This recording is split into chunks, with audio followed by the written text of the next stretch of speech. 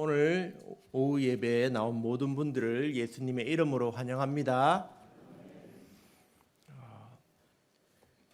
요한 1서에서는 우리가 이 땅에서 살아갈 때 어떻게 기쁨이 충만한 삶을 살아갈 것인가에 대해서 말씀합니다. 우리가 이 땅에서 충만한 기쁨을 누리며 살기 위해서는 1장 1절의 말씀처럼 예수님이 누구인지를 먼저 확실히 알아야 합니다. 예수님이 누구인지 확실히 알 때 우리 마음속에 기쁨이 충만하게 되고 다른 사람에게 전도하고 싶은 그러한 마음이 생깁니다. 하나님이 원하시는 것은 우리가 기쁨이 충만한 삶을 살아가는 것입니다. 그런데 우리의 삶을 되돌아보면 예수님을 믿고 또한 예배도 드리고 찬양도 하고 하지만 어떨 때는 기쁨이 충만하지 못할 때도 있는 것을 보게 됩니다. 그것에 대한 부분이 오늘 5절에서 10절의 말씀에 나오고 있습니다. 예수님을 믿고 기쁨이 충만한 삶을 살려면 두 번째는 바로 회개하는 삶을 살아야 됩니다. 오늘 말씀을 함께 살펴보겠습니다. 죄사함이 없이는 우리들은 온전한 충만한 기쁨에 이르지 못합니다. 이것은 믿지 않는 자에게 하는 말씀이 아니라는 것이 매우 중요한 점입니다. 믿는 자들에게 주신 말씀입니다. 우리들은 날마다 회개하고 자신을 부인하며 십자가를 지고 살아가야 합니다. 날마다 자신의 죄를 회개하는 삶을 살 때 하나님이 주시는 참으로 기쁨이 충만한 삶을 살아가게 됩니다. 자, 그렇다면 우리가 어떻게 죄사함을 받고 회개하고 나갈 것인가? 5절에 이렇게 말씀하십니다. 하나님은 빛이시라 라고 말씀합니다. 요한 서신에서 말씀하는 이 빛의 의미를 이어서 설명해 주십니다. 그에게는 어두움이 조금도 없으시다. 하나님이 빛이시고 어두움을 물리치시는 분이심을 우리에게 말씀합니다. 요한서신에서는 하나님에 대해서 하나님은 빛이시다, 하나님은 사랑이시다라는 말씀을 반복합니다. 그런데 그 두 말씀이 대조가 되고 있는 것을 보게 됩니다. 하나님이 빛이시다라는 말씀은 우리를 비추어 주시는데 우리의 죄도 드러나게 하신다는 것입니다. 그래서 하나님 앞에 우리가 정직하게 나가면 우리의 죄가 드러나고 하나님께서 우리가 정직히 나온 것을 보고 우리를 죄 씻어 주시고 예수 그리스도의 피로 우리를 정결케 하십니다.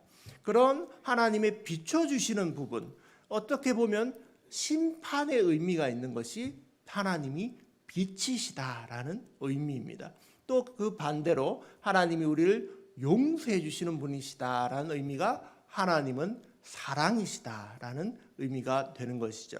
그 두 말씀이 다 같이 오늘 이 요한 1서에서는 등장합니다. 사람들은 자신이 어두움인 줄을 잘 모릅니다. 죄인인 줄을 잘 모릅니다. 빛이 비춰질 때 온전히 내 모습을 깨닫게 되어집니다. 제가 예전에 영어 학원을 다닌 적이 있어요. 영어 회화 학원을 다녔는데 그때 대학생 이후였던 것 같은데 저 빼고는 모든 사람들이 예수님 안 믿는 사람들이었어요.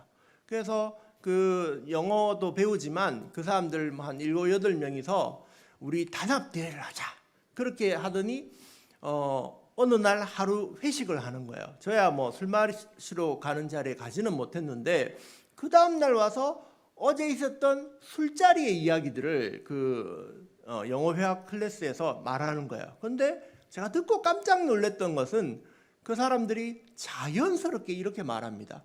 술 마셨는데 운전을 하고 집에 갔는데 안 걸렸니? 아, 다행이구나. 이렇게 얘기한 거예요. 이게 무슨 뜻이에요? 그 사람들에게는 술 마시고 운전하는 건 아무런 죄가 되지 않는다는 거예요. 감각이 없는 거죠. 그게 죄가 아니고 단지 뭐가 죄냐? 들키면 죄다라고 생각하는 것입니다. 그것을 보고 야, 예수 믿는 사람하고 예수님 믿지 않는 사람이 이렇게 틀리구나 라는 것을 제가 깨닫게 된 일이 있습니다. 여러분, 세상 사람들은 자신의 죄도 죄인 줄 모르는 것입니다. 그래서 우리들이 세상에서 빛과 소금으로 살아갈 때 그 사람들이 불편해지기 시작하는 거예요. 왜 내 행동이 죄라고 생각되게 되지? 저 사람이 있으니까 불편하다? 그러면 여러분 잘하고 계신 것입니다.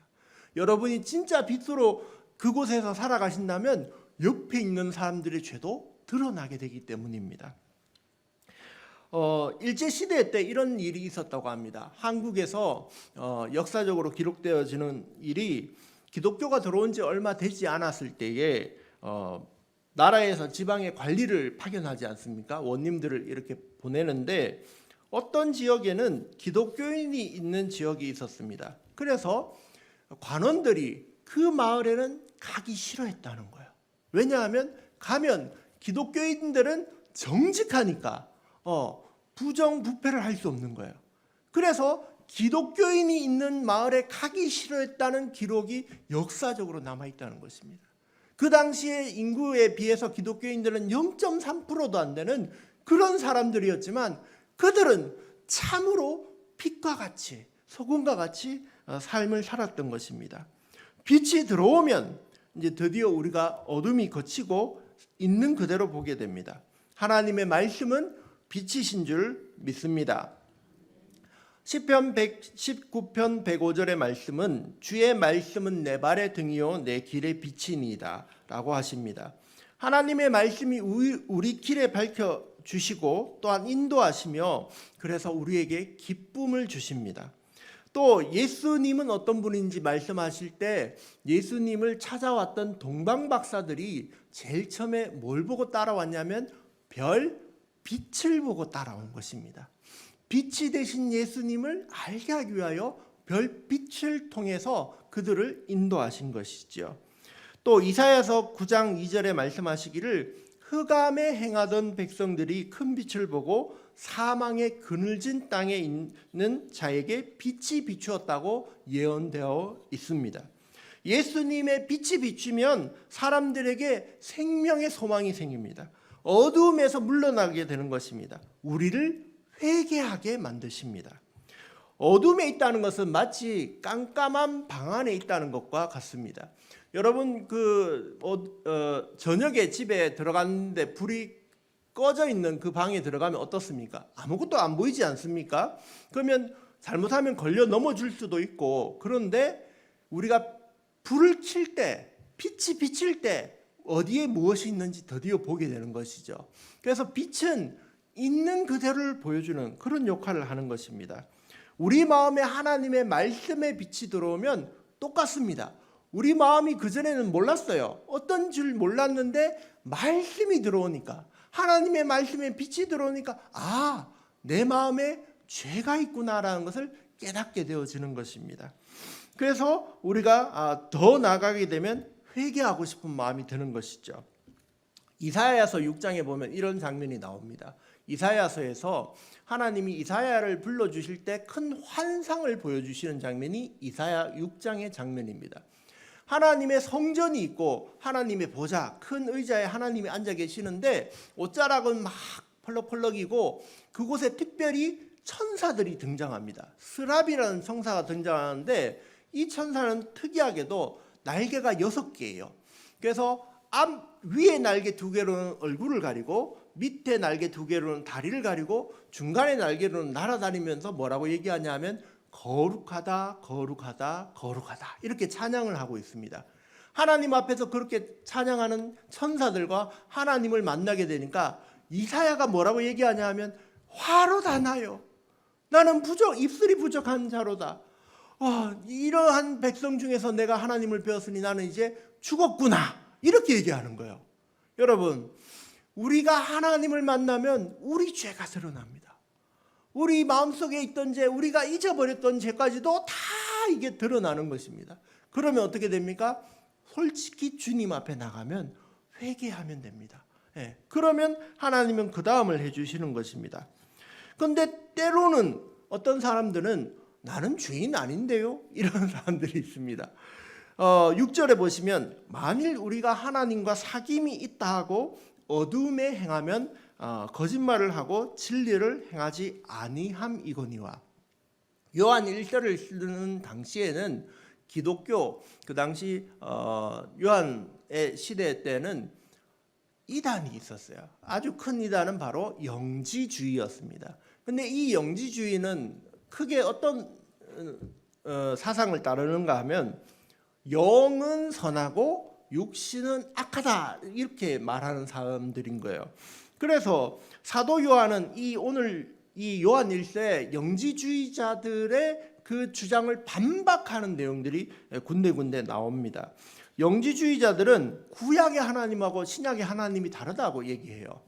그러나 사도 요한은 오늘 읽지 않은 요한 1장 2절에 보시면 예수님이 하나님과 함께 계시다 나타나셨다. 그래서 하나님은 같은 분이다 라고 이렇게 반박을 합니다. 또 영지주의자들은 원죄를 부인합니다. 단지 우리가 무지하다가 깨우치면 신에게로 간다 그렇게 얘기합니다. 이것을 반박하기 위하여 8절에 우리가 죄가 없다고 하면 스스로를 속이는 자고 진리가 우리 속에 없다라고 사도 요한은 반박합니다. 또 영지주의자들은 예수님이 성육신하신 것을 믿지 않습니다. 부정합니다. 그래서 1장 1절에 뭐라고 되어 있냐 하면 우리가 들은 바요 본 바요 손으로 만진 바다. 예수님 우리가 손으로 만졌다. 그분은 진짜 육신으로 오신 하나님이다라고 사도 요한이 반박하고 있습니다. 하지만 오늘날에도 오늘 이 요한 1서는 우리에게 아직도 예수님을 잘 알지 못하고 혹시 믿어도 나는 죄인 아닙니다라고 말하는 자들에게 말씀을 던져주고 있습니다. 잘못된 죄인식을 하고 있는 사람들이 있습니다. 6절 8절에 잘못된 죄의 태도에 대한 반박인데 어떤 사람들이 있냐 하면 원죄를 부정하는 사람들이 있습니다. 인간이 원래부터 악하다는 건 이해할 수 없다. 아니다. 환경 탓이다. 그런 사람들이 있죠. 그리고 또 우리들도 사실은 설교 듣다 보면 복 받아라 이러면 우리가 설교를 더 잘 듣고 싶은데 죄인입니다. 이렇게 하면 듣고 싶지 않은 마음들이 많이 생깁니다. 그러한 마음에 대해서 오늘 말씀은 우리에게 말씀하시는 것입니다. 또 자신은 예수님 믿고 나서는 이제 죄를 안 지었다고 하는 그런 사람들도 있어요. 구원파 같은 사람들. 근데 그것도 잘못이라는 것이죠. 왜냐하면 오늘 말씀에 뭐라고 되어 있냐 하면 예수님 믿는 사람들에게 너희가 회개해야 된다라고 말씀하고 있기 때문입니다. 우리들도 날마다 회개해야 됩니다. 우리들도 사실 밖에 나가서 돌아다니면 옷이 때가 묻습니까? 묻죠. 때로는 뭐 국물도 흘리기도 하고 그러면 집에 가서 옷을 벗어서 빨래를 하지 않습니까? 마찬가지로 우리의 영혼도 한번 회개하고 정결하게 됐다고 해서 계속 깨끗한 게 아니에요. 살다 보면 또 더러워지고 그렇게 반복하는 것이죠. 근데 중요한 건 뭐다? 중요한 건 다시 하나님 앞에 솔직히 나가서 하나님 저는 죄인입니다 라고 해서 하나님의 용서하심을 구하는 태도입니다. 자, 그럼 어떻게 나가는가? 빛 가운데 나가는 삶을 살아야 됩니다. 빛 가운데 행하면이라고 오늘 말씀하셨는데 행한다는 말이 무슨 뜻이냐면 페리파토멘이라는 말은 문자적으로 동행한다라는 뜻입니다. 이것은 말하는 것과 관련이 있는데 어둠 가운데 행하는 자는 어둠의 말을 합니다. 또 빛 가운데 말하는 사람은 진리의 말을 합니다. 진리대로 말하는 것이죠. 그래서 우리가 빛 가운데 나가서 우리를 드러내는 것, 이게 우리에게 중요합니다. 날마다 하나님 앞에, 날마다 예수님 앞에 나아가는 삶이 중요합니다. 7절 말씀 같이 한번 읽어보겠습니다. 그가 빛 가운데 계신 것 같이 우리도 빛 가운데 행하면 우리가 서로 사귐이 있고 그 아들 예수의 피가 우리를 모든 죄에서 깨끗하게 하실 것이요. 우리가 빛 가운데 행하는 삶을 살면 빛 가운데 나와서 우리의 모습을 드러내면 어떻게 되느냐 하면 빛 가운데 나왔다고 해서 그것 자체로 우리의 죄가 없어지고 문제가 없어지는 건 아닙니다. 빛 가운데 나오면 하나님 앞에 나왔을 때 하나님이 우리를 불쌍히 여겨주셔서 아들 예수의 피로 우리를 깨끗하게 해주시는 것입니다. 우리는 나가기만 하면 돼요. 물론 나가는 게 용기가 필요하죠. 내가 죄인이라고 고백하는 데는 사실 큰 용기가 필요합니다. 사람들 앞에서 할 필요는 없지만 하나님 앞에서 하는 그 회개도 사실 어떨 때는 우리의 마음에 부담이 됩니다.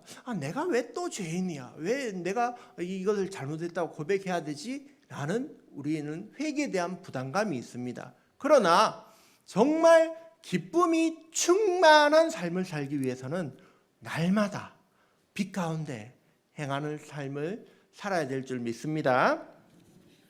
누가복음 18장에 보면 이러한 이야기를 예수님이 해주셨습니다. 한 바리새인과 세리가 성전에 나와 하나님께 기도를 합니다.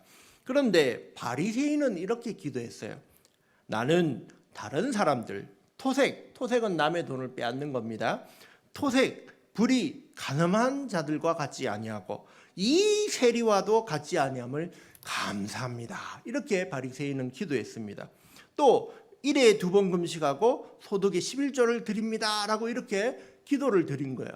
근데 그 옆에 있던 세리는 어떻게 했냐면 가슴을 치면서 하늘을 쳐다보지도 못하면서 하나님 앞에 이렇게 기도합니다. 하나님 불쌍히 여겨 주십시오. 저는 죄인입니다.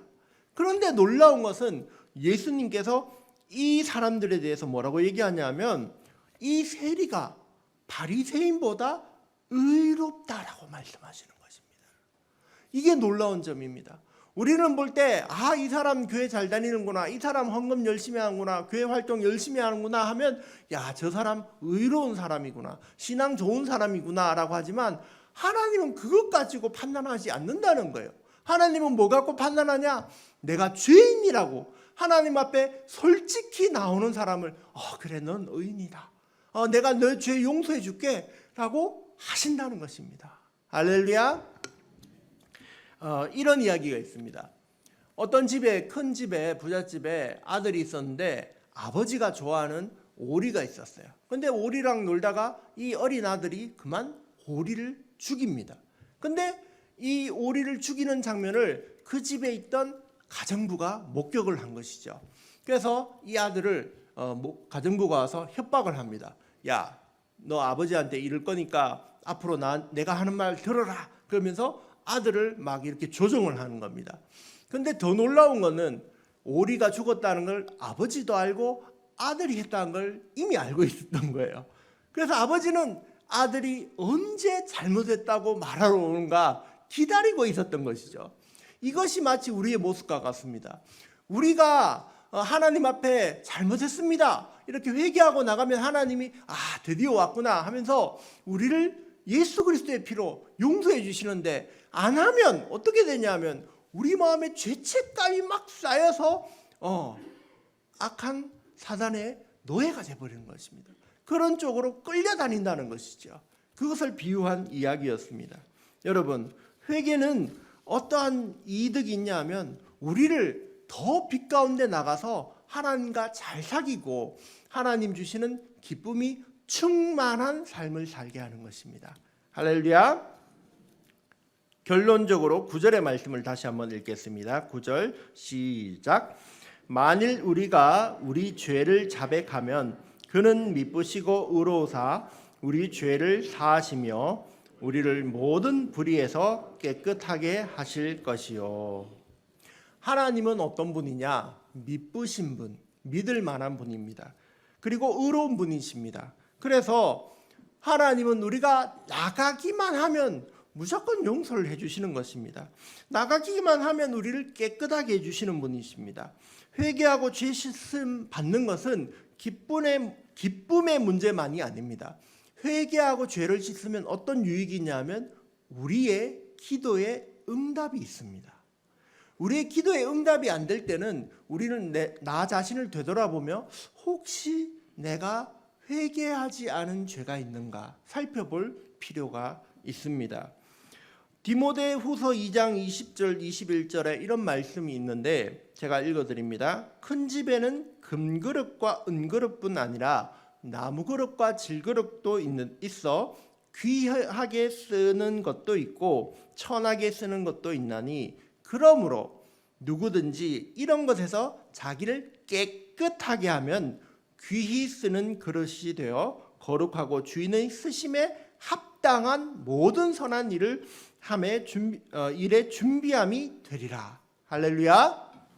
여러분, 중요한 건 금그릇이냐 은그릇이냐 질그릇이냐 나무그릇이냐 이게 중요한 게 아니라는 거예요. 어떤 그릇이 쓰임 받는다고요?